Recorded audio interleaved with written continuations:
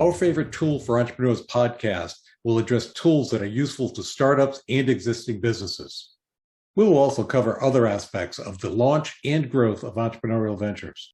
Your two hosts will be Professor Gary Palin and serial entrepreneur Ryan Budden. I'm Professor Gary Palin. Yeah, and I'm Ryan Budden. This podcast is valuable to entrepreneurs in both launch and growth modes.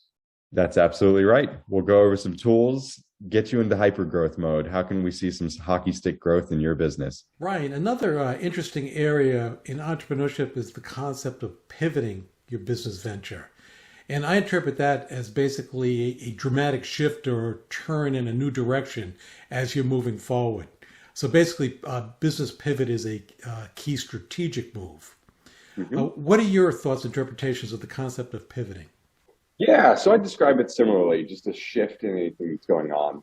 I remember I had a great mentor a couple of years back that described the analogy of a mountain climb.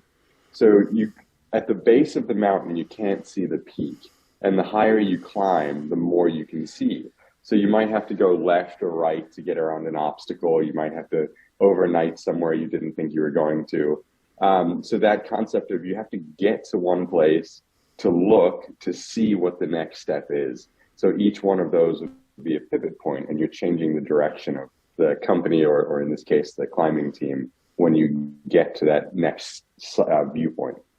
I don't think I've ever been involved with a startup that we didn't have at least one pivot, if not several pivots, because I found you have an original assumption of what the market is, what the industry is, your strategies, etc.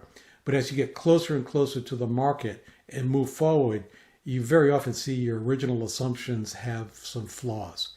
And therefore, then the market's telling you to move in a different direction, which is where the pivot is. Absolutely. I see the more successful companies, if you really look at their roadmap, have pivoted the most times. And I think that comes back to a previous conversation of ours, is the information they're collecting, that engagement from the customers. The more information they're collecting, the better their view is as they move forwards, which is enabling them to make smart pivots.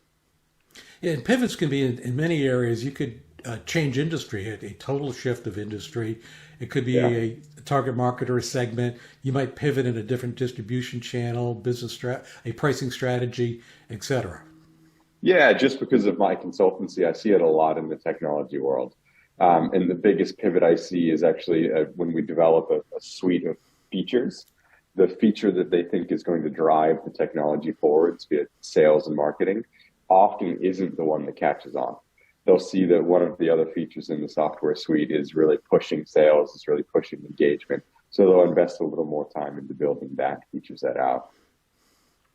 Yeah, also I've seen an experience where there's a heavier competitive environment than I anticipated in moving forward, and that might cause me to shift.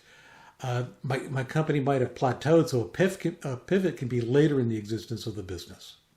Absolutely. I don't think, smart companies are changing or they're dying. We're looking at a lot of the giant megalodons of the, early Americas that are having to adapt very quickly. Yeah, an example of an interesting pivot I think of as Netflix, because we think of them today as binge watching consecutive seasons streaming. Yeah. But if you recall, going back to the origins of Netflix, they delivered DVDs to your home. Yes, exactly. And if they stayed in that business, how many people even own a DVD today? Yeah, that's exactly right. The big other one is Kodak.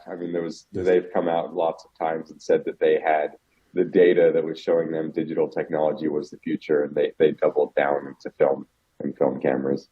So they chose not to pivot when they did get that viewpoint. Have you ever heard of a company called Odeo? Odeo, no. Yeah, they're better known today by their current name called Twitter.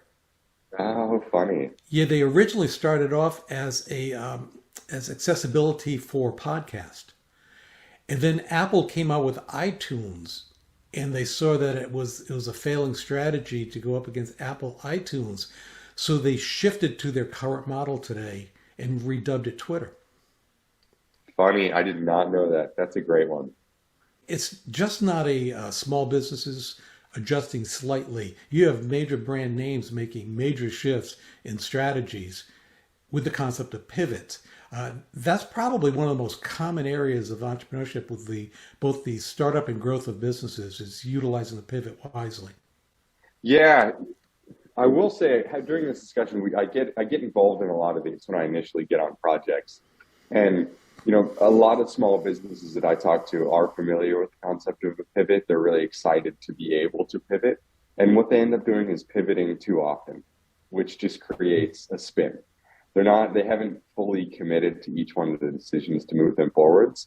So what I often find myself advising, and this isn't blanket advice, depends a lot on the business, is have a strategic meeting where you've decided on a pivot and then commit fully to that for the next 2 weeks. I think that's the shortest period in time in which you can get quality data back. I think if, depending on what industry, it should be a lot longer than that. But again, I'm predisposed to consulting technologies. So at least 2 weeks, really honing down on what you're going to do, what is the strategy you're going with, and fully committing to it before you then look at another possible change down the road. Yeah, I agree with you. Too many pivots too often is a path to destruction. For one, your customers will get confused. They may not be able to find you. Industry shifts. It just can cause chaos. So a few pivots as you're moving forward, if you see your current direction as a path to either marginal business or failure, would be the causality of the pivot. That's exactly right. When you pivot, at least again, with my experience, you have to realize very often you're abandoning, it could be everything you've done. And you might have to come back from scratch. So you have to consider the time resources and financial resources if it's a major shift, and really think through it before you pull that trigger. Yeah, all the key stakeholders really need to take place in a decision to pivot. Whether you're a small or a large team, everybody's got to have their weight in it. So you're not missing one of the components or dropping something behind that you haven't thought of. With the concept of pivoting is not just something that's new. It goes back many, many years. Did you know Wrigley was a major pivot? No. Yeah, the original Wrigley that founded the company, he basically was selling soap and baking powder. And what he was doing was he was giving gum away for free for people who bought the soap and baking powder. He found that the gum was more popular, so he totally pivoted and started manufacturing gum. That is so funny. I had no idea. Yeah, so pivot is a very, very old concept. I don't think we called it pivoting in those days. No, we probably did not. Now you got to be careful about going back that far because you can make fun of my age, but this is actually even before I was born. I was going to try and stay away from the age jokes on this one. Are there any other obstacles outside of you might have to restructure continually for pivot or your loss of all your work and finances? Yeah, so depending on the size of the team, I find that pivoting can be difficult for the team. So if you have, the visionaries or the people at the top, let's call them the C-suite, that are making these decisions to pivot, a lot of time the people doing the work, so everybody that's feeding up to them, can get quite lost in the cycle of pivoting left and right and left and right. So making sure that the mission is really clear during those times is key to not losing the commitment of everybody you're working with. That can be a problem, especially as the team is larger, that not everyone is agreeing with this pivoting concept, and you can cause some major disruptions on the team, and that causes other problems. Yeah, group buy-in is really key. Are there any other areas that you think people should consider, both pros and cons of pivoting, that you've experienced? Yeah, I'll just circle back to the doing it too often with too little information. Pivoting, although it does lead to great results, needs to be taken seriously. I don't think you should throw 10 pivots, 10 hooks out there and see what's successful. Keeping everybody consolidated. You talked previously with MVPs. Have you ever experienced where you'll do several different MVPs at different targets to see which results are the best, and then you can hone in on that one area? Yeah, a lot. So A/B testing is a lot of time what it's called. You can do A, B, C, D. You can launch multiple at the Mhm. same time.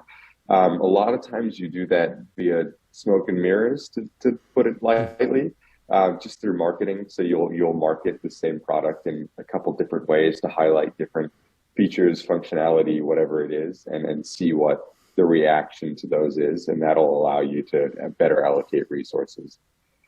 Yeah, pivoting is one of the favorite topics, if not the favorite topics of my students, because when they're starting their projects in class, they think it's locked in and written in stone. Mhm. And when I introduce the concept of pivoting, you can see their eyes start to twinkle. You mean, Professor, we can change direction? And I say, not only can you, if you're failing in your business concept, you should. Mhm. That's exactly right. That's exactly right. All the time and effort put into it can still be used to get something, get a shiny gem out of the situation. True. Any final words on pivots before we close out? I think we've covered it. Just good luck. Sounds good. Well, appreciate it, Ryan. You have a great day. You as well. See ya. Thanks for listening to our favorite tools for entrepreneurs with Professor Gary Palin and Ryan Budden. We hope you enjoyed this deep dive into topics that assist with the launch and growth of your entrepreneurial venture. As always, you can head over to ProfSpirit.com to check out more resources and courses designed for you, the entrepreneur. Also, please follow us on Spotify, Apple Podcasts, or YouTube to get the most up-to-date information as it is released.